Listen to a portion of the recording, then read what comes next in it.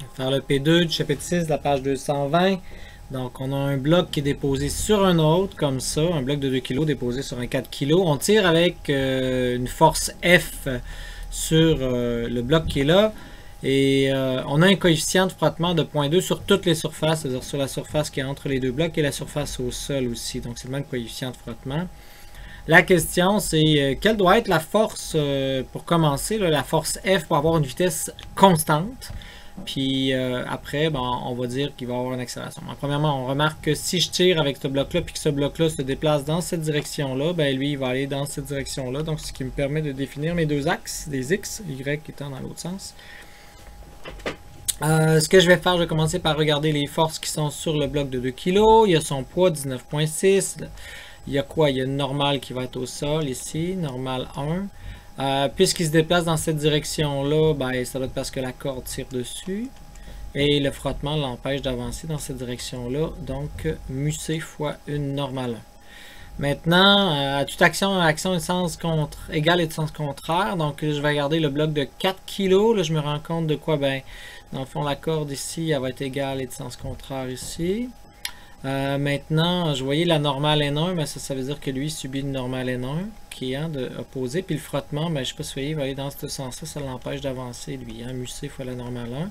Il y a aussi un frottement au sol de mu-c fois la normale 2. Et il y a une normale ici au sol, normale 2. Et il y a son propre poids dans le fond, P de 4 kg. On va mettre P4. Naturellement, il ne faut pas oublier la force F qui va être ici. Maintenant qu'on a ça, je vais regarder chaque bloc individuellement. Donc, regardons le bloc de 2 kg. Donc, je ne ferai pas les diagrammes de corps libre. Je vais sauter free. Là. Je vais y aller tout de suite avec la somme des forces en X, vu que c'est sur mon dessin. Donc, je sais que là, si on veut une vitesse constante, la somme des forces est égale à 0.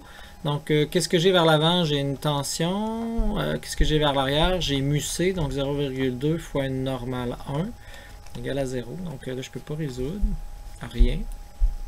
Genre, je me dis, je vais faire la somme des forces en Y égale à 0. Ça ne s'envole pas. Donc, j'ai une normale 1 moins le poids 1, mais 19,6 égale à 0. Donc, ma normale 1, c'est égal à 19,6. Alors, ça me permet de trouver ma tension T, qui va être égale à 0,2 fois 19,6. On arrive à 3,92 Newton. Maintenant, je vais faire mon bloc de 4.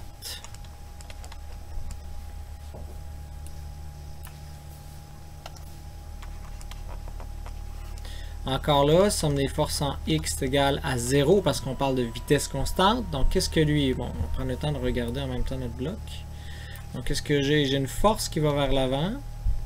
J'ai une corde qui va vers l'arrière. J'ai un premier frottement de 0,2 fois la normale 2. Mais j'ai aussi lui qui est en haut. 0,2 fois la normale 1. Il ne semble pas y avoir rien d'autre. 1, 2, 3, 4 forces. Donc égal à 0.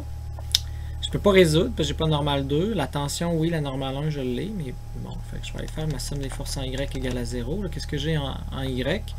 Ben là, dans le fond, je me rends compte que j'ai une normale, oui, 2. J'ai moins son poids, donc je peux calculer 4 fois 9,8. J'arrive à 39,2. Et j'ai aussi la normale 1. Hein, en fin de compte, la normale 1. On avait déjà vu que c'était 19,6. Ce qui va me donner ma normale 2. Donc 58. Ben non, égal à 0, excusez. Là. Donc égal à 0, ce qui va me donner N2 est égal à 58,8 Newton. Bon, maintenant qu'on a ça, je peux aller chercher ma force. Si j'isole ma force, je vois que ça va être T plus plus plus. Donc la tension T, on l'a juste à côté, hein, 3,92. À ça, je dois additionner 0,2 fois ma normale 2 qui est 58,8. À ça, je dois additionner 0,2 fois ma normale 1. Rappelez-vous, normale 1, c'était 19,6. Ça, c'est égal à, dans le fond, ma force. Donc, si je fais ça, donc je vais avoir...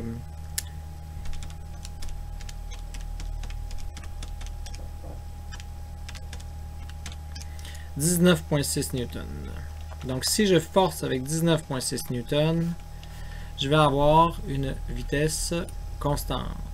Là, maintenant, on reprend le même principe, mais là, cette fois-ci, il va avoir une accélération. Donc lui, il va avancer avec, dans le fond, une accélération de 2, mais la masse que je regarde, c'est le 2 qui accélère à 2. Donc ici, ça va me donner 4.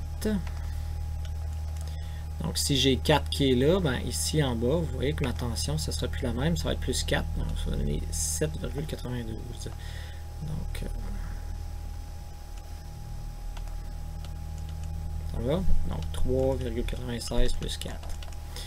Maintenant que j'ai fait ma nouvelle tension, là je peux aller de l'autre côté. Il faut que je fasse attention encore là. Hein, quand vous faites ce genre de choses-là, faites attention d'être rigoureux.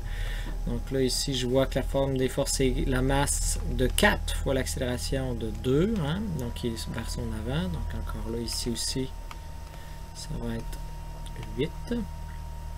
Et là, ma normale ne change pas. Il n'y a rien qui change au niveau de la normale. Donc ce qui va changer ici, ça va être 19,6, mais je ne sais pas si vous voyez, il faut que j'additionne 8.